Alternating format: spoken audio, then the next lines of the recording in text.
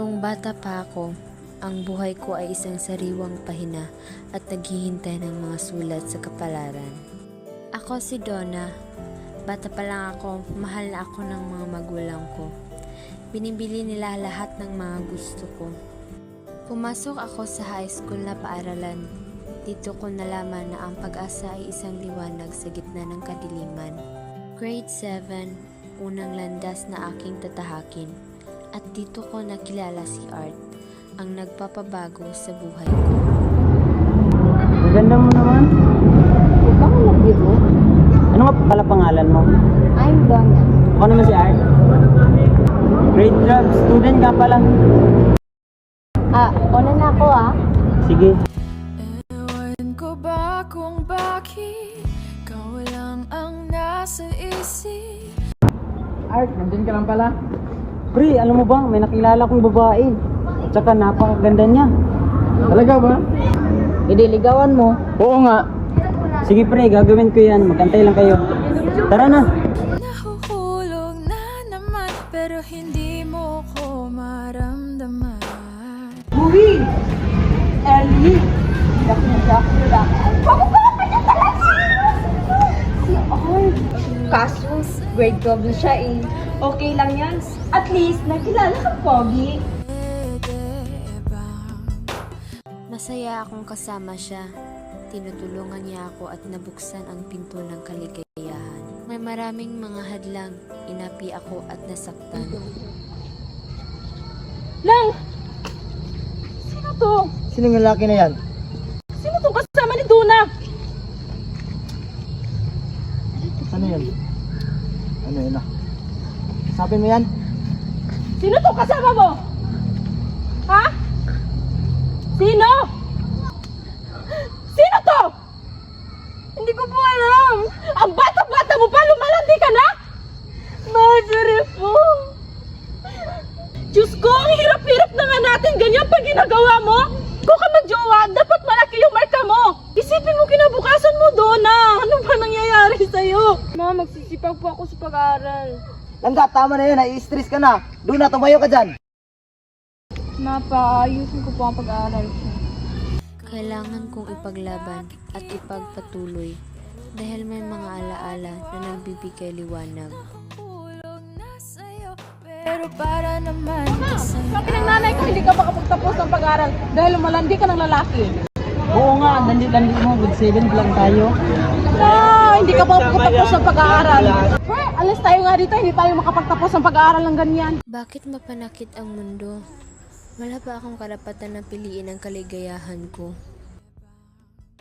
ako na lang. Kulang pa ba na maisip? Ayos ka lang ba? Pinagalitan ka ba ng magulang mo? Oo, pero ayos lang yan. Ala, yun pala yung lalaki ni Donna. Tingnan natin, halika dito.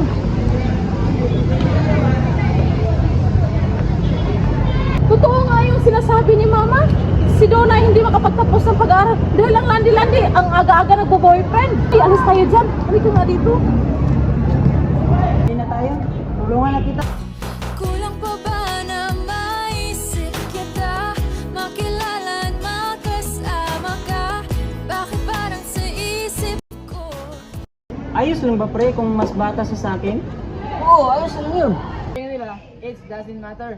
Hindi ko nga alam kung ipagpapatuloy pa ba namin. Ikaw lang bahala, pre. Kung saan ka masaya, doon kami. Oo nga. Kasi ang alam ko, mahal na mahal ko siya Kahit anong gawin ko, pumapasok pa yan siya sa isip ko. Sige pre, punta na lang tayo sa classroom. Ang hindi ko inakala ay dumating ang panahon na kailangan naming magkalayo ni Art. Ano ba yung batang yun? Ba't ang tagal? Tita, Uy, kanina ka pa kita hinihintay. pasensya na po, may racket pa kasi akong ginawa doon para magkapera. Ganun ba? Art, may sasabihin ako sa'yo. Ano po yun tita? Bala ko sanang isama ka papunta sa Manila. Saka hindi mo na kailangan tapusin ang pag-aaral mo. Kasi may trabaho doon na naghihintay sa'yo. Naku po tita, mukhang mahirap yata yan na desisyon. Pero wala ka nang magagawa. Kailangan mo na iwan ang pamilya mo dito. Lalo na yung jowa mo, wala naman niyang may tutulong sa'yo. Tita, hindi naman po yan totoo. Basta, Nag-usap na kami ng mama mo, wala ka nang magagawa. Inayos ko na lahat ng ticket mo. Donna, may sasabihin ako sa yung importante. Ano yun? Isasama ko ni tita sa Maynila eh. At pumayag ka naman. Wala akong magagawa eh. Balak ko sana tumigil sa pag-aaral eh. Kasi hindi na rin ako kayang pag-aaralin ng magulang ko. Pero ayokong maghiwalay tayo. I'm sorry Donna, pero wala na tayong magagawa eh. Kailangan natin magtiis sa sitwasyon natin. Naiwan ako at nagtiis sa sinabi nilang long distance relationship. Hello Donna, kamusta ka na dyan? Ako, okay lang ako dito. Kumusta ka na? Pagod ako sa trabaho eh kasi mabibigat yung trabaho dito. Teka lang Donna, may ibababa ko lang yung cellphone ko kasi may gagawin pa ako. Ano kayang nangyayari dun? Bakit wala na siyang time sa akin? Pwede bang ako na lang? I'm sorry Donna, pero makikipaghiwalay na ako sa iyo. Art, hindi ako papayag. Kailangan ko munang unahin yung sarili ko. I'm sorry talaga. Pwede naman natin ipagpatuloy kahit malayo tayo eh. Masaya ako na nakilala kita. Ingat ka dyan palagi ha. Ewan ko ba kung Bakit ngayon pa? Kung kailan kailangan kita dahil mahal kita. Nasaktan ako. Tiniis ko ang lahat. Pinilit kong ayusin. Ngunit ginamit lang pala siya para bigyan ako ng katapangan sa buhay. kulang pa ba na maisip kita, makilala at makasama ka? Bakit ba Tinanggap ko. Nagpakatatag ako. Inayos ko ang sarili ko. Minahal ko ang sarili ko. Dito ko nalaman ang Jeremiah 29:11 that God has a greater plan.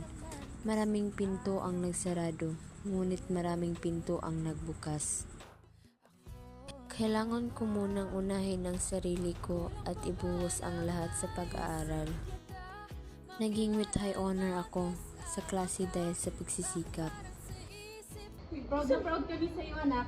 Oo nga, proud kami sa'yo. Huhulog na naman pero hindi mo ko maramdaman? Nagkaroon ng mga kaibigan at nakilala ang Panginoon. So ayun lang. Just always remember that God has a plan to all of you. And may mga araw man na nahihirapan tayo, pero may mga araw din na nakakaan tayo. So just always remember on God's will. There is a right time for that. Sa kasalukuyan, maraming sumubok na nanligaw ngunit maraming rason para unahin ko muna ang sarili ko. Donna, sabihin ako sa'yo. Alam ko na magkaibigan tayo. Tapos, anong meron? Donna, pwede ba akong maligaw sa'yo? I'm sorry, Alex, pero hindi pa ako handa. Ay, intindihan kita Donna. Hindi naman ako namamadali. May mga bagay na kailangan ko muna natin. Hulog na naman pero hindi mo ko maramdaman. Ikaw lang ang nakikita pero di ka maniwala. Sa kasalukuyan, uunahin ko muna ang sarili ko at magpapatuloy sa mga pangarap sa buhay. Masaya na ako habang kasama ang mga taong tunay sa buhay ko. Nahuhulog na sa'yo pero para naman kasing ayaw mo. Pwede bang ako na lang? Kulang pa ba na maisip kita, makilala at makasama ka? Bakit parang sa isip ko ewan ko ba kung bakit ikaw lang ang nasa isip? Nahuhulog na naman pero hindi mo ko maramdaman. Ikaw lang ang nakikita pero di ka maniwala. Iisig ka tawan mo na!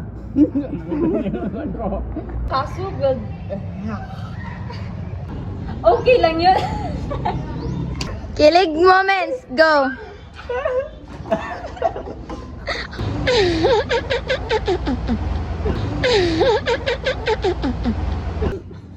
Wait lang. Sorry po. Uy, okay na. Kututo na kayo. Asa pa sinapay baho din na mo. Good. Hi, Mom Grace! We're not